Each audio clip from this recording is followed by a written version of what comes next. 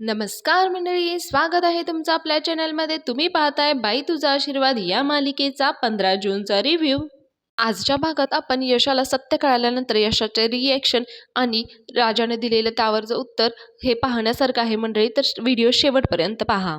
तर सुरुवातीला आपण पाहतोय की राजाला ती पिशवी ज्यामध्ये त्याने फोटो आणि मॅरेज सर्टिफिकेट ठेवलेलं असतं ते दिसत नाही. अरे यार, शोधायला हवं असं म्हणून तो सगळीकडे शोधत असतो. किचनमध्ये शोधतो, हॉलमध्ये शोधतो, सगळी कपाटं पालथे घालत असतो. पण त्याला काही ते सापडत नसतं. त्याला खूप टेन्शन आलेलं असतं. अवनी त्याच्याकडे पाहत असते. हा काय शोधतोय हे तिला काही कळत नसतं. अवनी सुरुवातीला त्याला काही विचारतही नाही. तो अजूनही शोधतच असतो. बेडखाली शोधतो, कपाटात शोधतो, खाली, खुर्चीखाली सगळीकडे शोधत असतो. अवनी त्याच्याकडे बघत असते. इकडे अण्णा माचीस शोधत असतात.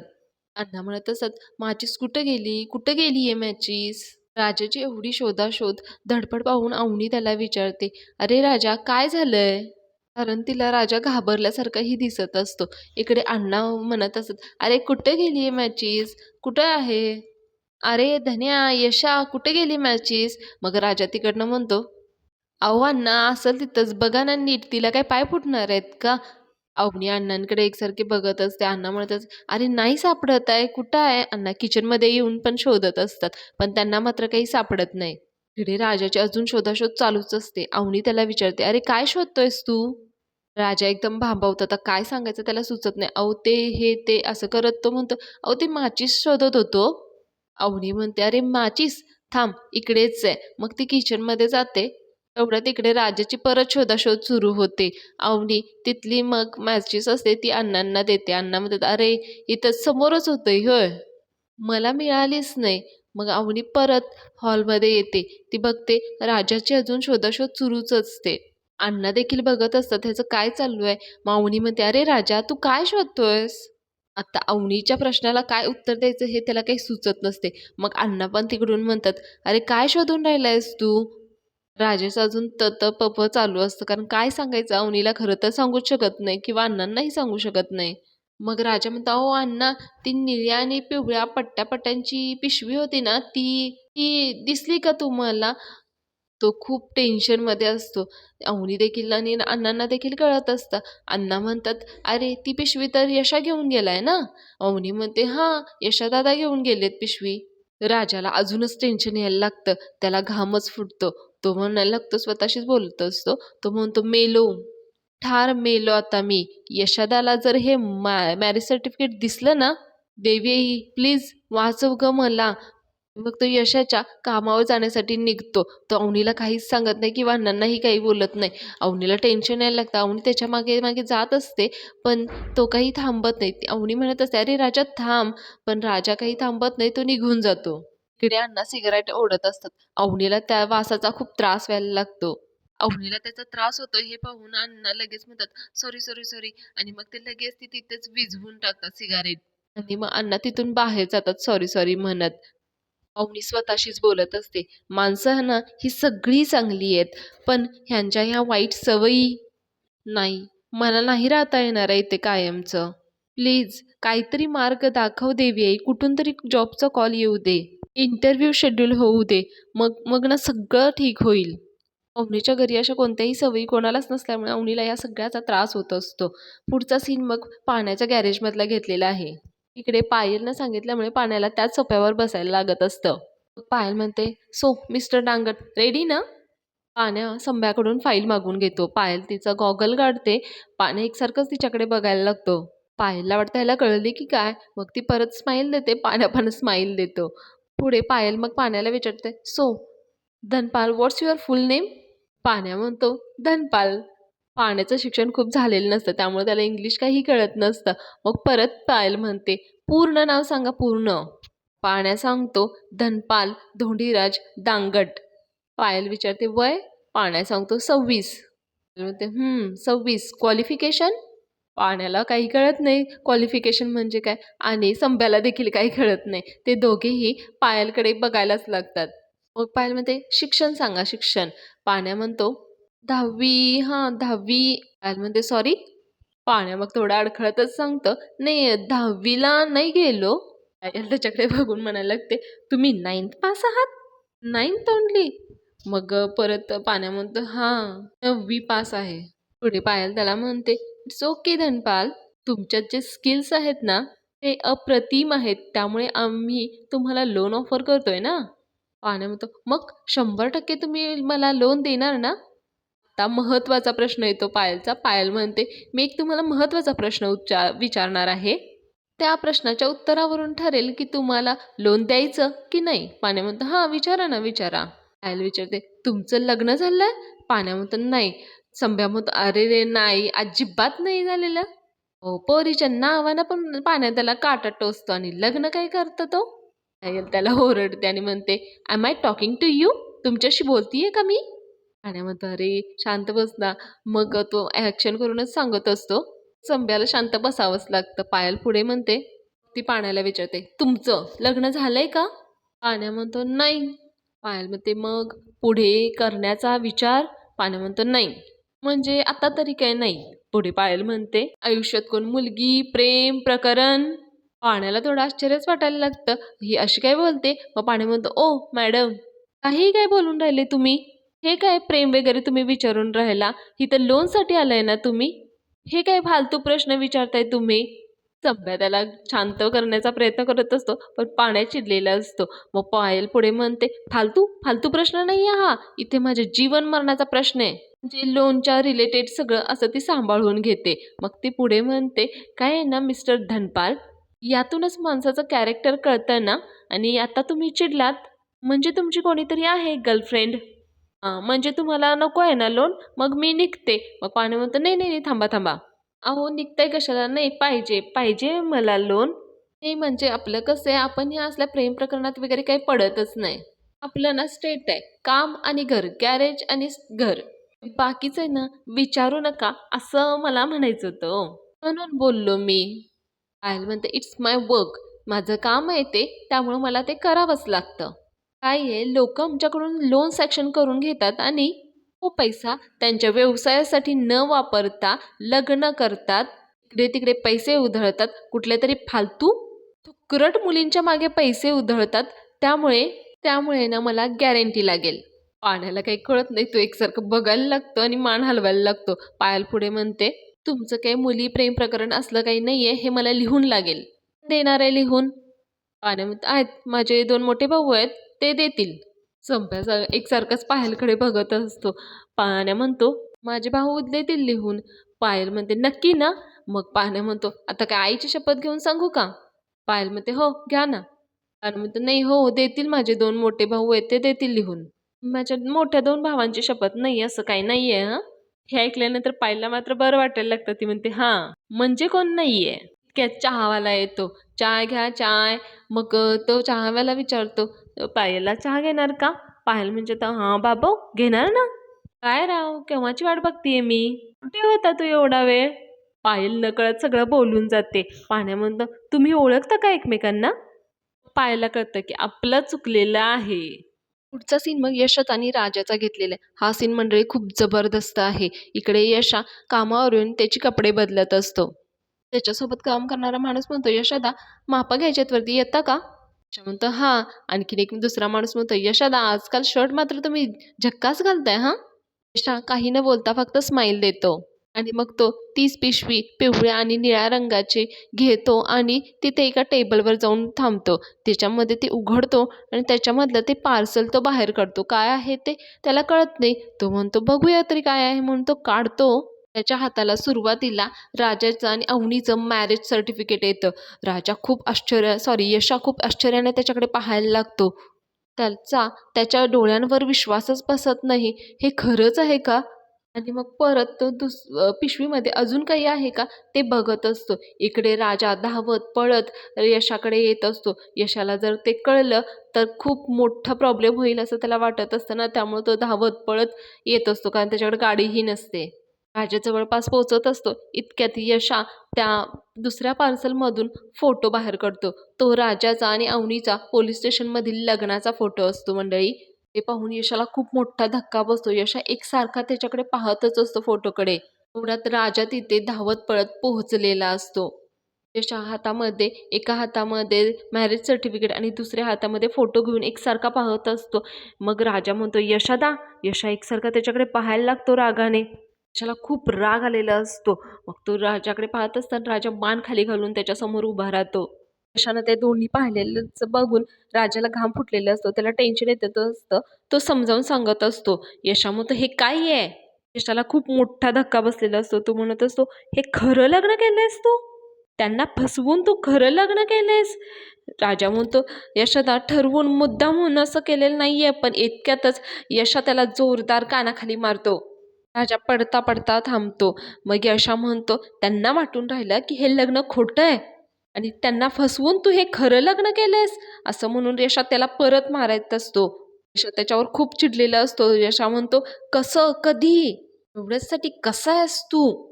आणि परत यशा त्याला मारत असतो. मग राजा म्हणतो, अरे यशोदा ऐक तरी माझं. अरे दादा खरंच परिस्थिती तशी होती. यशा म्हणतो, परिस्थिती? राजा म्हणतो, अरे दादा खरंच माझ्याकडे दुसरा काही पर्यायच नव्हता.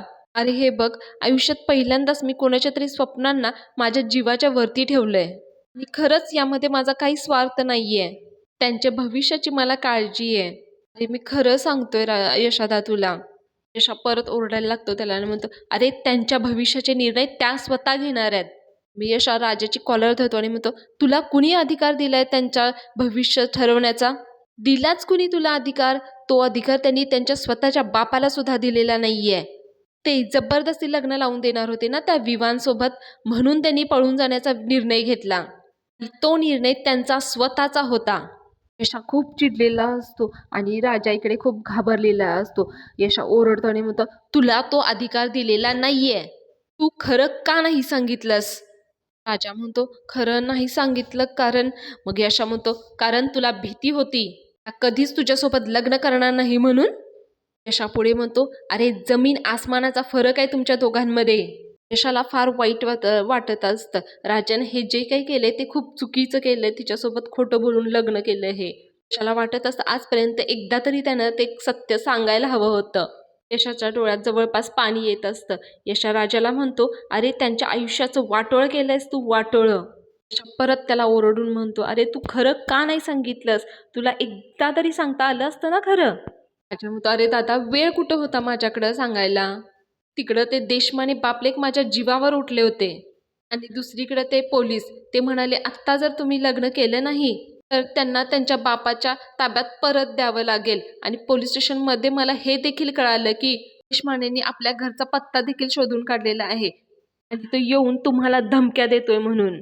यशा राजाचं बोलणं ऐकून घेत असतो. पुढे या राजाला ते आठवत असतं. तो सांगत असतो यशाला काय झालं पोलीस स्टेशनमध्ये. कॉन्स्टेबल त्याला म्हणत असतात ना त्यावेळी, तिचा जीव वाचावा असं जर तुला वाटत असेल तर तुला लग्न करावं लागेल.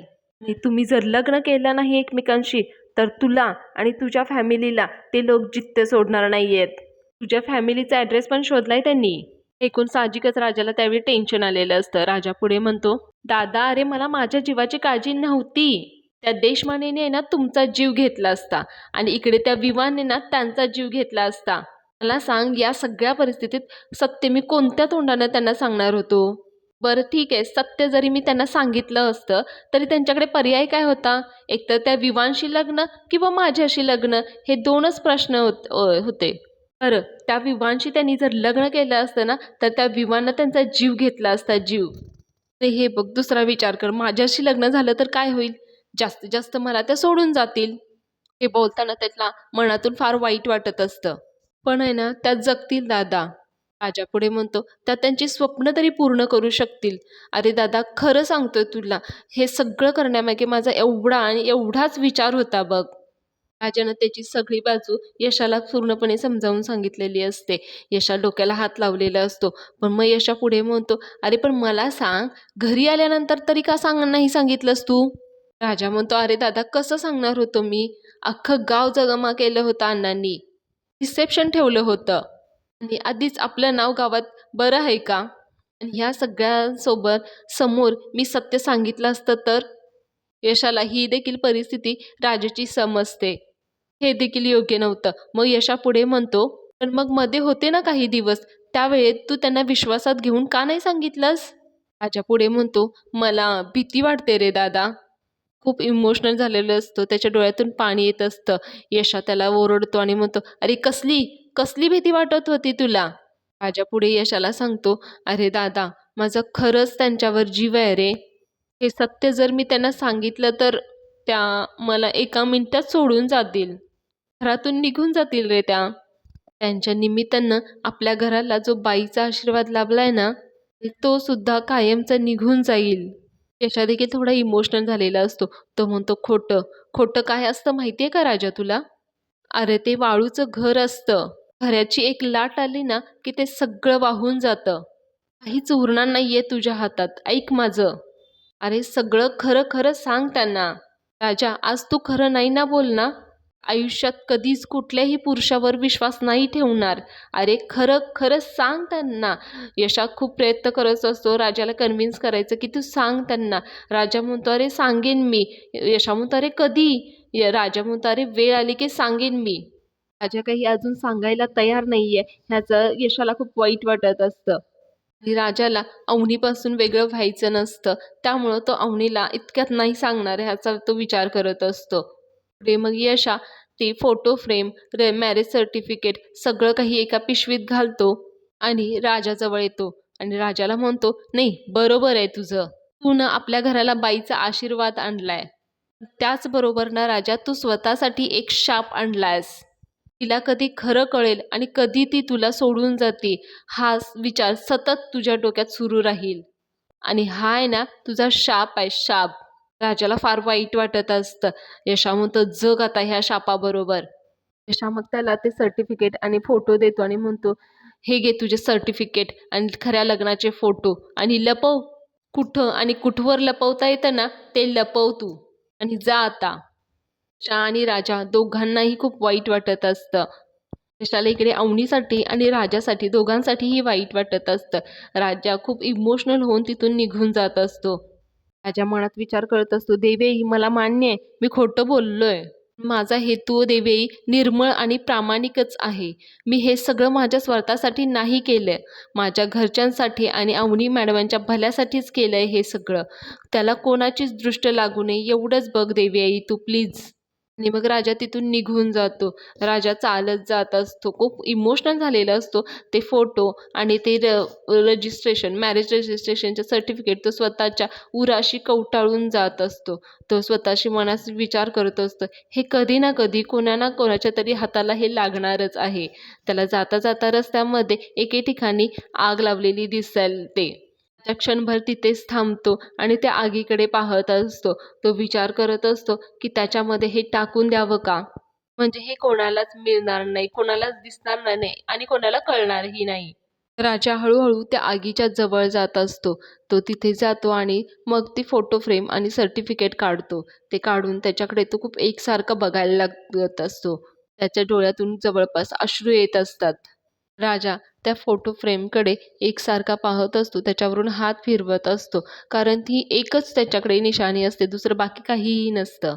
ती फोटो फ्रेम मग राजा स्वतःच्या जीवाशी कवटाळून खूप रडत असतो. त्याला खूप वाईट वाटत असतं. अवनीवर खूप प्रेम करत असतो. त्यामुळे हे काही त्याला करायची इच्छा नसते. पण मग तो जाळण्यात टाकणारच असतो. फोटो फ्रेम तो जवळपास त्या आगीच्या जवळ नेतोही. परत तो विचार करायला लागतो. त्याला आठवायला लागतं पोलीस स्टेशनमध्ये अवनीचं आणि त्याचं लग्न कसं झालं. त्यानं कसं अवनीच्या गळ्यामध्ये मंगळसूत्र घातलं. परत तो ती फोटो फ्रेम मागे घेतो आणि स्वतःशी कवटाळून उभा राहतो. त्याची काही हिंमत होत नाही ती फोटो फ्रेम जाळायची. तो विचार करायला लागतो, ही एकच माझ्या लग्नाची निशाणी आहे. तोवर खरंच सांगता येत नाही तोवर लपू. जीव तोडून लपू. देवी आई मला बळ दे. आणि मग ते फोटो पिशवीत ठेवतो आणि तिथून निघून जातो. पुढचा सीन मग महेशचा घेतलेला आहे. महेश कागदपत्र मिळवण्यासाठी काय करायचं याचा विचार करत असतो. मग तो दत्ताला फोन लावतो. दत्ताचा फोन तिकडे खाटवर असतो. दत्ताचा फोन वाजल्यामुळे दत्ता मग तो फोन हातात घेतो. विचार करायला लागतो. Junior देशपांडेचा phone? बापानं चांगलीच चावी दिलेली दिसते. आणि मग तो फोन रिसीव्ह करतो आणि महेशला म्हणतो, "बोला ज्युनियर देशमाने साहेब, काय म्हणताय?" तो हसत असतो. महेश म्हणतो, "महेश नाव आहे माझं, महेश. महेशच म्हणा मला." दत्ता म्हणतो, "हां, तेच ते. बोला काय म्हणता?" महेश म्हणतो, "अहो मला सांगा माझा बहीण कधी येणार आहे? कधी येणार आहे ते घर सोडून?" दत्ता म्हणतो अहो येणार आहे, लवकरच येणार आहे. महेश म्हणतो लवकरच म्हणजे? दत्ता म्हणतो नाही येणार आहे लवकरच, आमचे प्रयत्न चालूच आहेत. पुढे मग महेश म्हणतो मला असं कळलंय ते ज्या घरात राहतात त्या घरावर केस सुरू आहे म्हणे. दत्ता म्हणतो हां, हो टाकलेली आहे ना केस त्यांच्यावर. हो आमचं घर बळकावून बसला ना हो तो, कब्जा करून बसलाय ना तो त्याच्यावर सगळा. आगोबा कुठला? महेश म्हणतो एक काम कर, तू आहे ना ते सगळे कागदपत्र आहेत ना मला आणून दे, मी माझ्या वकिलाला दाखवून घेतो, तो काही करू शकतोय का ते बघून घेतो. दत्ता खुश होतो कारण त्यालाही चांगलीच मदत मिळालेली असते ना. दत्ता म्हणतो म्हणजे तुम्ही मोठा वकील देणार मग? खरंच साहेब, द्या हं तुम्ही, म्हणजे कसे आहेत ना 2 कामं होतील बघा हां. एक तर ना तुमची पोरगी तुमच्या घरी येईल आणि दुसरं म्हणजे ना माझं घर आहे ना त्यानं बळकवलेलं ते ते मला मिळेल. ते ना खतरनाक काम होऊन जाईल बघा. महेश म्हणतो, "अरे ऐक ना, तू ना कागदपत्र घेऊन मला भेटायला ये." आता खूपच खुश झालेला असतो. तो म्हणतो, "अहो तुम्ही ना स्पॉट आणि टाईम सांगा. मी ना आलोच, लगेच येतो." माणूस आहे ना हजरच बघा लगेच. महेश म्हणतो, "हां." आणि मग महेश तिकडे फोन ठेवून देतो. फोन ठेवल्यानंतर दत्ता स्वतःशीच बोलायला लागतो. "धोंड्या, तुझी सून आणि घर दोन्ही पण गेलं बघ आता." आणि असं म्हणून तो मोठ्या मोठ्याने हसत असतो. कारण दत्ता आणि सुलक्षणाचं काम देखील इकडं होत असतं. त्यांना काहीही न करता चांगला वकील मिळून देखील त्यांना घर मोकळं होईल असं त्याला वाटत असतं. पुढे अवनीचा सीन घेतलेला आहे. अवनी खूप टेन्शनमध्ये असते. धान्या तिच्याजवळ बसलेला असतो. तो म्हणत असतो, "वहिनी तुम्ही टेन्शन नका घेऊ. तुम्ही ना फॉर्म भरा बिनधास्त." अवनी म्हणते, "मी आत्ता अप्लाय करेन रे, पण नंतर त्यांनी सर्टिफिकेट मागितलं तर?" तेही जॉबसाठी अप्लाय करायचं म्हटलं की सर्टिफिकेट कागदपत्र ही लागतातच ना, त्यामुळे तिला टेन्शन आलेलं असतं. धन्या म्हणतो, "अहो वहिनी तुमची कागदपत्र जळालेत ना, तुमचं कर्तृत्व नाही जळालेलं. अहो तुमच्यामध्ये ना टॅलेंट कुठून कुठून भरले वहिनी. कागदपत्र काय हो, आज ना उद्या मिळून जातील, पण टॅलेंट आणि कॉन्फिडन्स खूप महत्त्वाचं आहे. ते बघा त्या रकान्यामध्ये ना 10वीचे मार्क्स लिहा तुमचे." अवनी त्याच्यामध्ये मार्क्स भरत असते. धन्या म्हणतो, "वहिनी तुम्ही 98% टाकताय का?" "नाही थांबा, 80 नाहीतर 82 असं काहीतरी टाका." अवनी त्याच्याकडे एकसारखी बघत असते. धन्या म्हणत असतो, "अहो नाही, खरं खरं वाटायला पाहिजे ना ते. खरं वाटेल ना असे लिहा." अवनी म्हणते, "अरे खरे मार्क्स आहेत हे माझे." धन्या म्हणतो, "अहो तुम्हाला 10वीला 98% मिळालेत?" अवनी म्हणते, "अरे हो."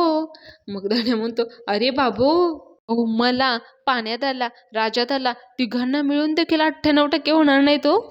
"अरे बाबो, तुम्ही तर लईच टॅलेंटेड आहे हो वहिनी." "नाही म्हणजे." मग त्याला फोन यायला लागतो. त्याच्या मित्राचा फोन आलेला असतो कॉलेजमधून. मग तो फोन रिसीव्ह करतो. थोडंसं सिरियस दाखवलंय. तिकडून तो ये म्हणून सांगत असेल कदाचित.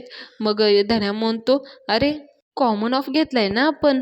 "अरे एकानं आलं तर सगळ्यांनी यायला लागतं ना. अरे ते गुणवंत विद्यार्थी." असं तो बोलत असतो. परत तो अवनीकडे बघतो आणि 1 मिनिटं थांबतो आणि म्हणतो, "अरे थांबा 1 मिनिटं." आणि मग अवनीला म्हणतो, "वहिनी जरा कॉलेज असाइनमेंटचा विषय आहे, मी आलोच हं." असं म्हणून तो बाहेर जातो.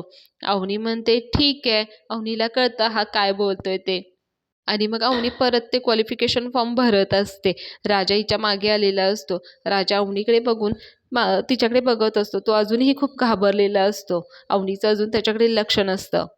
अवनीने हे बघू नये, अवनीला ते कळू नये एवढ्याचसाठी तो हळूहळू येत असतो. अवनीला न कळता तो ते लपवून ठेवणारा असतो. अवनीचं लक्ष अजूनही नसतं आणि मग इथेच आजचा एपिसोड संपवलेला आहे मंडळी. पुढील भागामध्ये आपण पाहतोय यश जेव्हा संध्याकाळी घरी येतो तेव्हा अवनी यशाला म्हणत असते, "तुम्ही माझ्या नोकरीचं काही बघितलत का?" राजा देखील अडून अवनीकडे बघत असतो. अवनी काय बोलते ते ऐकत असतो. अवनी पुढे म्हणत असते, "घरी बसून राहिले ना माझी स्वप्न काय आहेत हेच विसरून जाईन हो मी. हळूहळू माझ्यामधला कॉन्फिडन्सच डाऊन व्हायला लागलाय." यशा मग राजाला ओरडतो, "झालं का तुझं बोलून? होप लय तोफ चीज आहे. होप सोडायची नाही म्हणे. आणि आता आता अरे त्यांची सगळी होपच निघून चालली आहे. अरे हा शाप आहे तुझा शाप. हा शाप आहे ना तुझा पिच्छा सोडणार नाहीये." मंडळी खूप छान सिरियल दाखवत आहेत. टीव्हीवर पाहायला नक्की विसरू नका. आणि आपले रिव्ह्यू जर तुम्हाला आवडत असतील तर प्लीज आपल्या चॅनलला लाईक करा, शेअर करा, सबस्क्राईब करा. चला तर मग उद्या भेटूया उद्याच्या इंटरेस्टिंग ट्विस्टसह.